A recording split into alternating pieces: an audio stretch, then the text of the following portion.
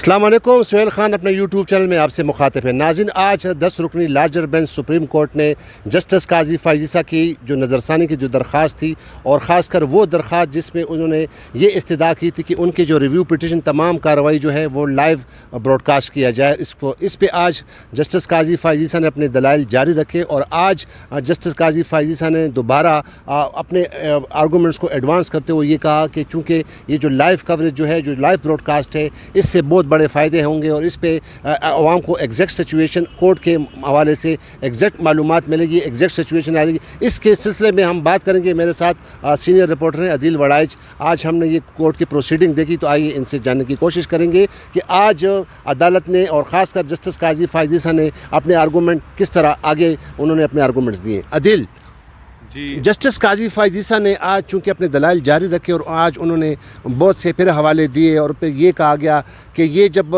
Open समात होगी, इसकी जो लाइव ब्रॉडकास्ट होगी, तो मतलब लोगों को एग्जैक्ट सिचुएशन पता चल जाएगा। और इसमें बहुत सारे जो वकला अक्सर जो केसों में अपने आर्ग्यूमेंट देते हैं, तो उनको अच्छे और बुरे वकला उनका भी पता चल जाएगा। तो लिहाजा उन्होंने इसकी बहुत कोर्ट को ये कहा कि आप इसकी लाइव ब्रॉडकास्ट करें। तो इस पर आज अदालत के क्या रिमार्क्स थे और क्या उन्होंने जवाब दिए, वो ज़रा नाज़रीन के साथ शेयर करें। बहुत शुक्रिया सुहेल साहब, बहुत शुक्रिया।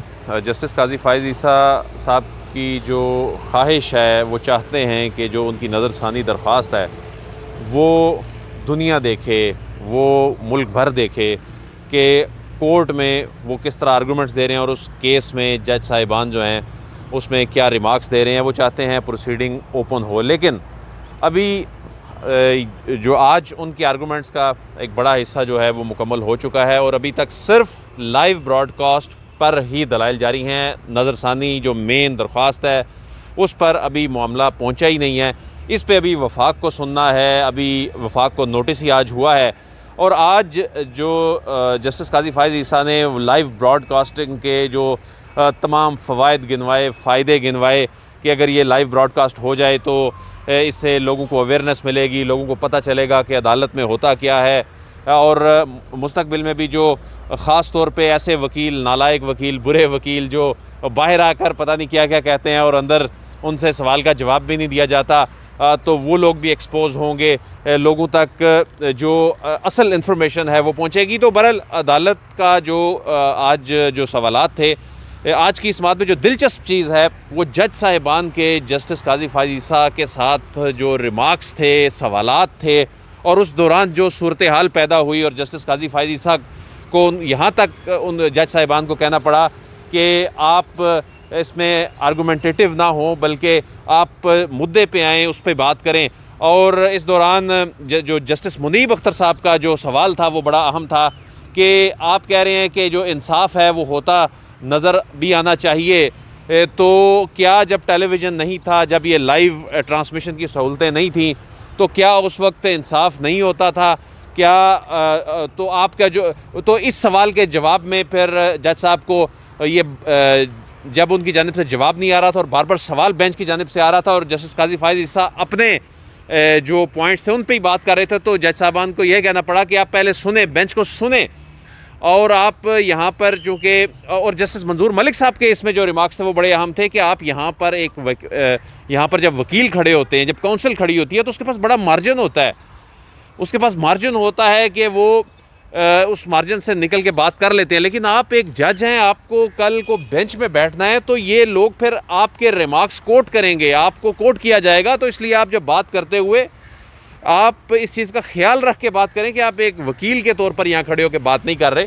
तो बहरहाल आज की समात जो है वो काफ़ी दिलचस्प थी, पीर तक मामला चला गया है और इसमें अब नोटिस वफाक को हो गया है। वफाक कह रहा है कि वो उसको अपोज़ करेगा जो लाइव जो ब्रॉडकास्ट है, क्योंकि जज साहिबान भी ये कह रहे हैं कि ये अदालत का एक इंतज़ामी और पॉलिसी मामला है। तो जस्टिस काजी फ़ाइज़ ईसा साहब ने इस केस की शुरू यहाँ से किया।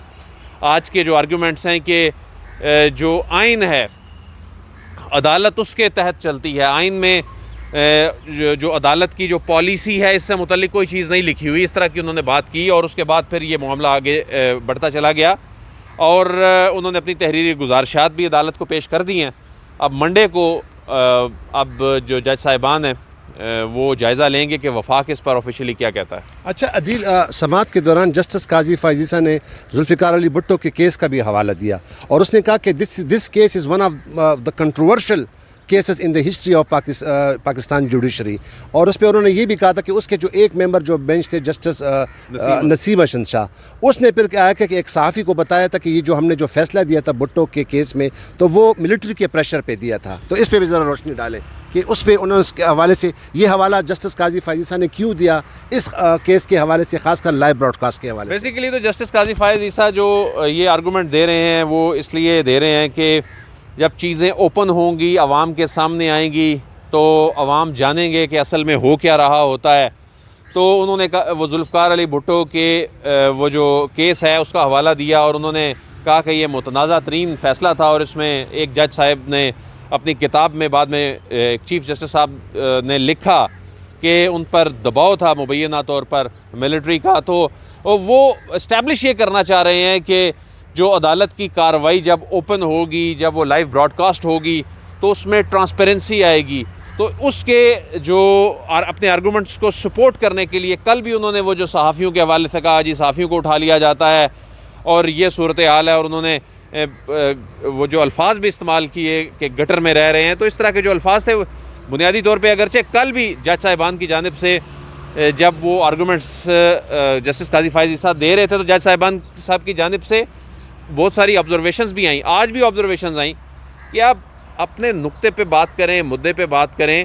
तो इस दौरान जो आप भी कमरा अदालत में मौजूद थे, ख़ास तौर पर जो जस्टिस मुनीब अख्तर और जस्टिस मंजूर मलिक साहब की जानिब से और जस्टिस उमरता बंदियाल साहब की जानिब से बार बार उन्हें कहा जाता है। जस्टिस मंजूर मलिक ने उनको ये भी कहा कि आप ज़रा पानी पी लें, आप पानी पी लें तहम्मुल से ये। और दूसरा ये कि उन्होंने जब वो बार बार जब जस्टिस मुनीब अख्तर उनसे सवाल पूछ रहे थे, वही कि इंसाफ ना सिर्फ होता है बल्कि होता हुआ नज़र दिखाई भी दे। अदील ये बताइएगा कि अब तक जो आप समझते हैं कि ये अब जब काजी साहब ने ये कहा और कई हाँ उसने एक ब्रेग्जिट का हवाला भी दिया कि जब अभी जो ब्रिटिश पार्लियामेंट ने जो ब्रेग्जिट जो कि यूरोपियन यूनियन से जुदा हो रहे थे, तो उसने कहा कि मैंने अपने चैम्बर में, चूँकि लाइव ब्रॉडकास्ट हो रही थी, तो मैंने अपने चैम्बर में वो सारा केस सुना और इसने मुझे बड़ा हेल्प आउट किया। इसके हवाले से बताएंगे? जी बिल्कुल, उन्होंने बताया जिस तरह उन्होंने कुछ ममालिक की मिसाल दी और उन्होंने कहा कि उन्होंने चैम्बर में बैठ के जो ब्रेग्जिट का सारा जो केस था, मामला था, आर्गूमेंट्स थे, वो सुने। तो वो बुनियादी तौर पे तो बता रहे थे कि किस तरह यूके की अदालत में और वहाँ पर जो प्रोसीडिंग्स होती हैं कि वो बराह रास्त नशर की जाती हैं।